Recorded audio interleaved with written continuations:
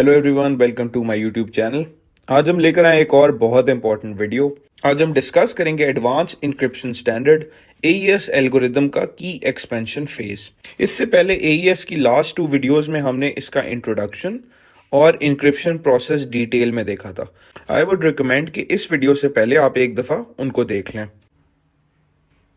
अगर हम AES algorithm की ब्लॉक डायग्राम को देखें तो हम देख सकते हैं कि हर राउंड के अंदर की ऐड हो रही है। ये block diagram 1 to 8 bit encryption की है, जिसमें की लेंथ भी 1 to 8 बिट्स की होती है और 10 राउंड्स का कंप्लीट इंक्रिप्शन प्रोसेस होता है। तो हम देख सकते हैं कि इनिशियल राउंड में आपकी 1 to 8 बिट की जो कि 4 वर्ड्स बनते हैं, 32 बिट ईच का एक वर्ड, तो 0 से 3 तक वर्ड्स इनिशियल राउंड में ऐड हो रहे हैं। उसके बाद की एक्सपैंड हो रही है और इसी तरह हर राउंड में की ऐड हो रही है और लास्ट राउंड में जो की ऐड हो रही है तो वो वर्ड 40 से 43 तक है।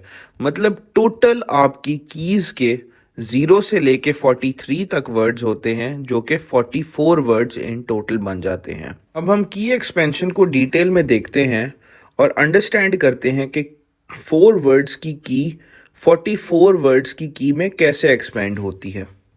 इनिशियल की साइज 128 बिट्स है, तो ये 4 वर्ड्स बनते हैं, वर्ड 0 से वर्ड 3 तक। वर्ड 3 जी फंक्शन के अंदर इनपुट होता है। जी फंक्शन के अंदर 3 सब स्टेप्स होते हैं। First step circular left shift का होता है, उसके बाद बाइट सब्स्टिट्यूशन होती है, लास्ट स्टेप में आउटपुट एक्सॉर होता है राउंड कांस्टेंट के साथ। इन तीनों स्टेप्स को हम डिटेल में आगे पढ़ेंगे और फिर इसके बाद जो आउटपुट आता है जी फंक्शन से वो एक्सॉर होता है फर्स्ट वर्ड के साथ और ये आउटपुट नेक्स्ट राउंड का फर्स्ट वर्ड बन जाता है और फिर ये नेक्स्ट वर्ड के साथ एक्सॉर होता है, उससे नेक्स्ट वर्ड जनरेट होता है एंड सिमिलरली आपकी कंप्लीट नेक्स्ट राउंड की जनरेट हो जाती है। पहले हम जी फंक्शन को डिटेल में पढ़ते हैं और इसके सब स्टेप्स को डिस्कस करते हैं और उसके बाद हम एक एग्जाम्पल सॉल्व करेंगे जिससे ये कॉन्सेप्ट बिल्कुल क्लियर हो जाएगा।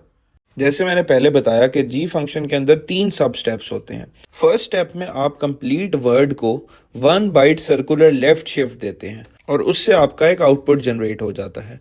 उस आउटपुट के ऊपर आप बाइट सब्स्टिट्यूशन परफॉर्म करते हैं यूजिंग एस बॉक्स, जो हमने AES के इंक्रिप्शन प्रोसेस में पढ़ा था। उससे जो आपका आउटपुट आता है उसको हमने राउंड कांस्टेंट के साथ एक्सॉर करना होता है। राउंड कांस्टेंट आप देख सकते हैं कि हर राउंड के लिए डिफरेंट राउंड कांस्टेंट अवेलेबल है। अगर राउंड 1 होगा तो ये फर्स्ट कॉलम यूटिलाइज होगा, सिमिलरली अगर राउंड 10 होगा तो ये लास्ट कॉलम यूटिलाइज होगा। राउंड कांस्टेंट की कॉमन बात ये है कि round constant 3 right most bytes हमेशा 0 होती हैं।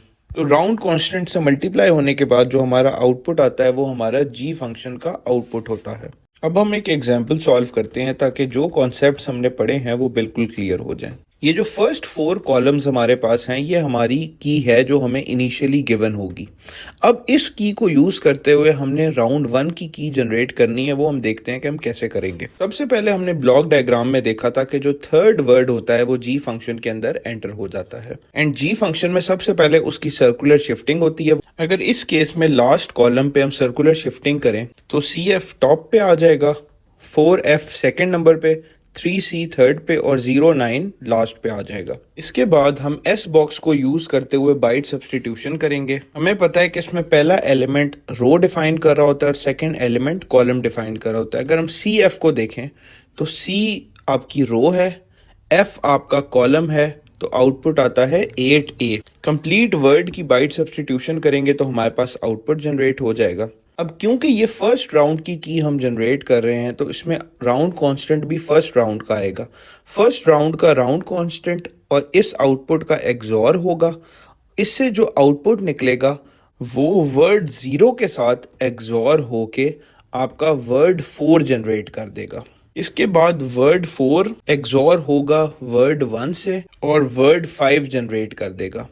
सिमिलरली जब वर्ड 5 एक्सॉर होगा वर्ड 2 के साथ तो हमारा वर्ड 6 जनरेट हो जाएगा और वर्ड 6 जब एक्सॉर होगा वर्ड 3 के साथ तो हमारा वर्ड 7 जनरेट हो जाएगा। इस प्रोसेस को यूज करते हुए हम अपने फर्स्ट राउंड की जनरेट कर लेंगे और यही प्रोसेस हर राउंड में फॉलो होगा, तो आपके पास हर राउंड की अपनी यूनिक की जनरेट हो जाएगी।